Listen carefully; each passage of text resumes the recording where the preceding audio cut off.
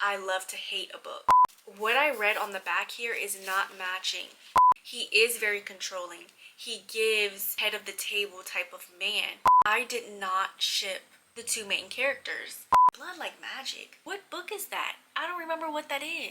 The love was insta-love, but borderline obsessive. Hey, welcome back to my channel. I have a sort of negative video today. I'm going to be going over my worst books of the year.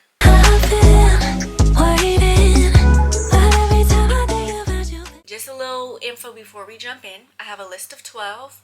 I will also be mentioning some honorable mentions before I get to my number 1. I'm not really going to be going over plot, synopsis, summaries. This video is really just to tell y'all why I didn't like it. There's levels to my worst books. So we're going to start with my least worst to my worst. Number 12, we have the Buildup. This is a workplace romance. It was a mass market paperback for some reason, so I did not read it physically. I ended up listening to the audiobook. There was a lot of back and forth between Ari and Porter, and I didn't really like that, nor did I like the instant attraction. Number 11, Can't Let Her Go. This is a sapphic friends to lovers. My biggest issue is that this is a romance, and I did not ship the two main characters. I didn't think that they belonged with each other. They were in the same friend group, and it almost felt like they were just dating to date because they're in the same friend group. Like, why not? Let's give it a shot. Didn't really see any chemistry. I didn't feel the chemistry.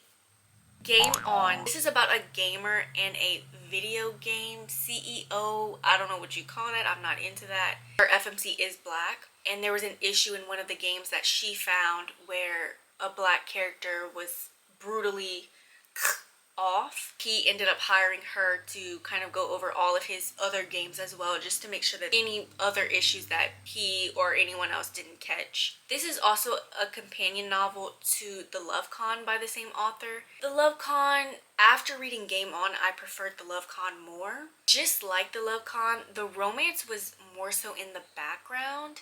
I did prefer the first half of this book over the second. The second, we focused more on the romance.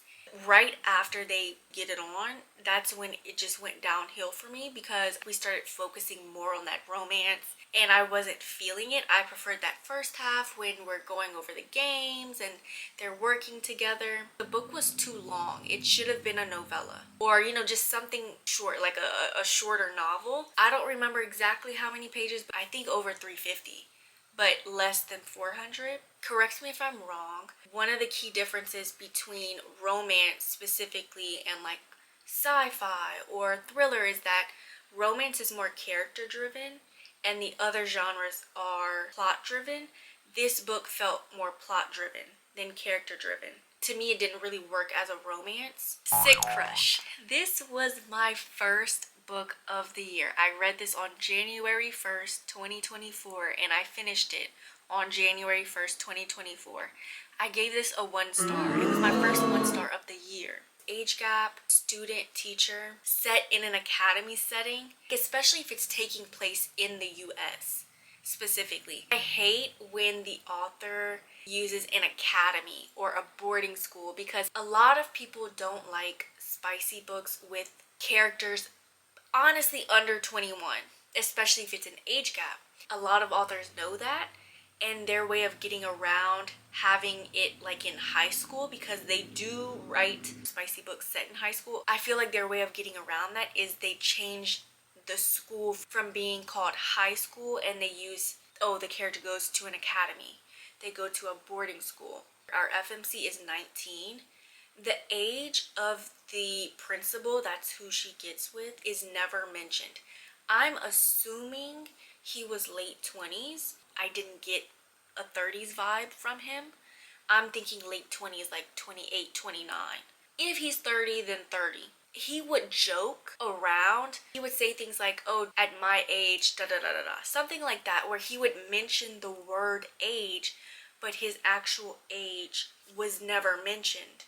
And I didn't like that. I wanted to DNF. But then I was like, let me just hate read because I love hate reading. Fun fact, if I DNF a book, I will write a review if I feel the need to, but I won't rate the book because I never finished it. Another thing that I didn't like about this book is that the conflict happens at like the 70-ish% mark. It happened way too early for my liking. 70% for me is too early, 90% is too late. Next, A Great Country follows a close-knit Indian American family in the aftermath of a violent encounter that one of the kids had.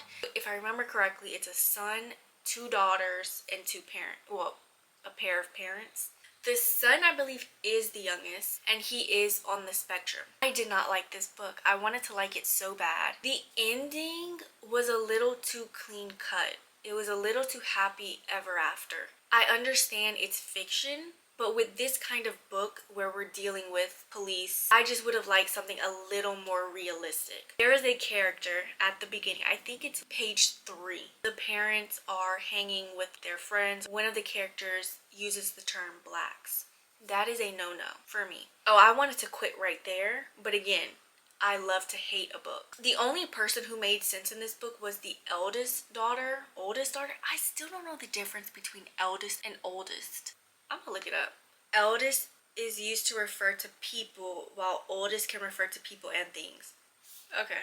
Was the eldest daughter, Deepa. She seemed to be aware of who she is. One thing that this book also talks about is how the 2 parents, again, this is an Indian American family, and the parents trying to assimilate as much as they could, which made them think that they were not a minority. I just hate when certain groups think that because they have money, because they got a great education, because they've tried to assimilate as much as they can in the US, that it makes them different. Yeah, for some time you might be different, but it only takes one situation to go haywire. It made me roll my eyes.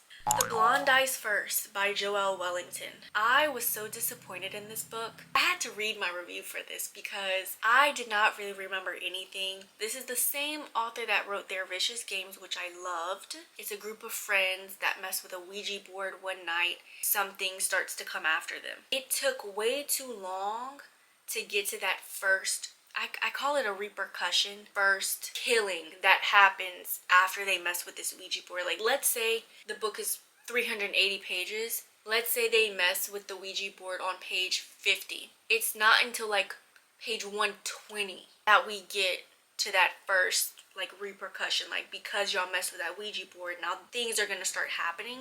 Swift River.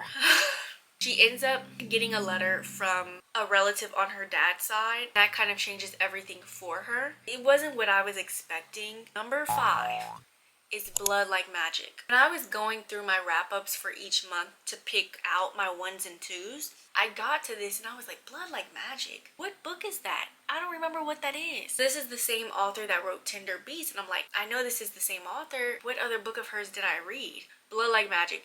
This is a YA fantasy. A teen witch is tasked with sacrificing her first love to save her family's magic. She has no first love, so she has to find whoever her first love is. Her name is Voya. I did not like Voya. She wasn't likable. She was very indecisive. We're getting like side characters telling her like, you know, you're so indecisive and yada yada yada. And it was so repetitive. Another thing was the amount of detail. As someone is telling a story, they would start telling another story so that we could get the background information of that. But then no, we have another story to go with that. It was a lot of those types of detail, and oh my gosh. And she was also a very negative Nancy. I'm not surprised because her family didn't have much faith in her either. Dear Wendy. This is about 2 aromantic and asexual students at a university that engage in an online feud while unknowingly becoming friends. I wanted to love it so bad. It was very wordy. Things were over-explained. So I am not a part of the LGBTQIA+ community, nor do I know a lot about the ace and aro spectrum, but I wish it were intertwined in the story better. It felt like a lot of info dumping because the 2 characters were aromantic and asexual, that felt like something separate than the story. Like their own like feud and stuff going on. So I wish that would have been intertwined rather than being two separate stories. Also, the way that the characters interacted with each other, I don't remember if it was one character over the other, but both or one of them, they spoke very formal with each other. It wasn't matching the vibe of the book. Number 3. One of us knows. I was so disappointed that I did not like this book. I ended up doing an author taste test with Alyssa Cole. I ended up reading When No One Is Watching and this book. I loved When No One Is Watching, which I was surprised because some people say they don't like that one. I enjoyed it. The book is supposed to be about a woman named Kenitria who has DID.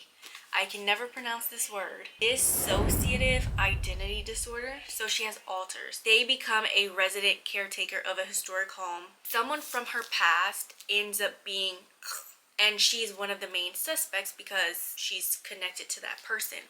That sounds great. It was not a part of the story until literally maybe right here. I'll say maybe the 90% mark. I felt so bamboozled because I'm like, what I read on the back here is not matching with what was inside. We focused more on Kenitria and her alters. It came together in the end because there was, you know, some type of connection.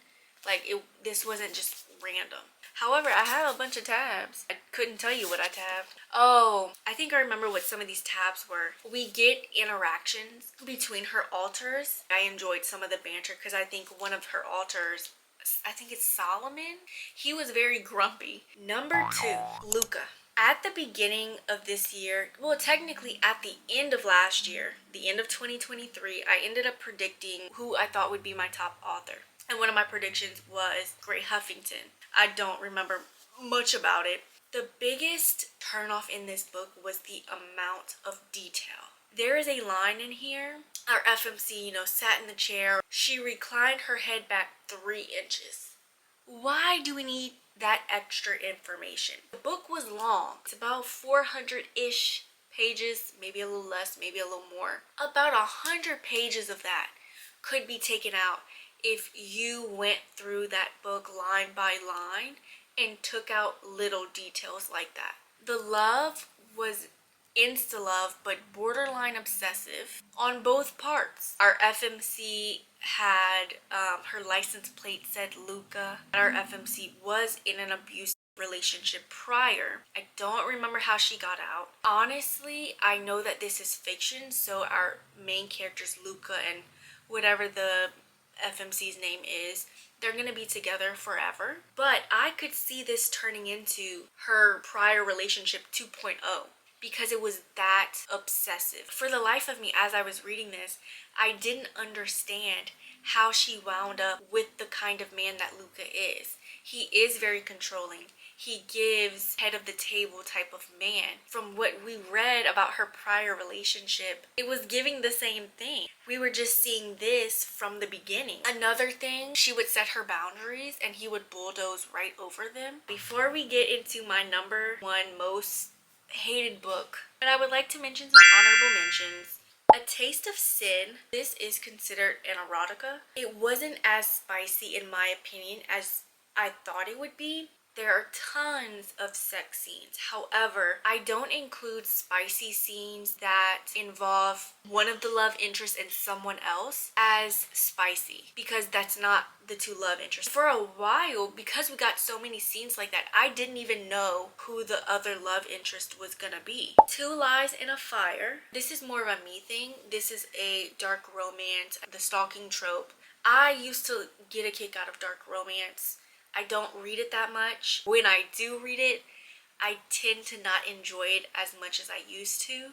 And then some others, I don't remember much about those, but I remember not liking them. The worst book that I read this year was Blockshot. I'm not going to get too much into it because I have a whole video that I posted. I went on a whole rant about the book in my last video. I didn't know whether or not I would put Blockshot as my second and Luca as my first. I'm gonna give Blockshot the number 1 because it had all the makings to be a great book. The writing was good. I had no issues with the writing. My main issue was Jared. I feel like my criticisms of the book is valid. With Luca was different. The writing wasn't that great in my opinion. One of the main tropes of that book is cheating. Personally, in fiction, I don't mind it. I'm not gonna not read a book because it has cheating in it. I just didn't think that the cheating was justified. In books where cheating occurs, the way it's written, you almost never feel sorry for whoever's being cheated on. In this case, I did feel sorry. And the biggest thing, again, about Jared, he was just such a red flag. He was a sex addict. There's no way around it. That's exactly what he was. I haven't read all of Kennedy Ryan's books. I think Blockshot was my third book, and I just finished reading Real, so that's my fourth book. Before I let go, I've only read in total 4 Kennedy Ryan books. I have a feeling this book, Blockshot, sticks out like a sore thumb. Every other book of hers that I read was over a 4. But yeah, that's it for today. I would say hopefully next year is better, but I mean 12 books out of 182 books is not bad whatsoever. Stay tuned for the next week because I will have a more positive video where I go over my best books of 2024. Bye!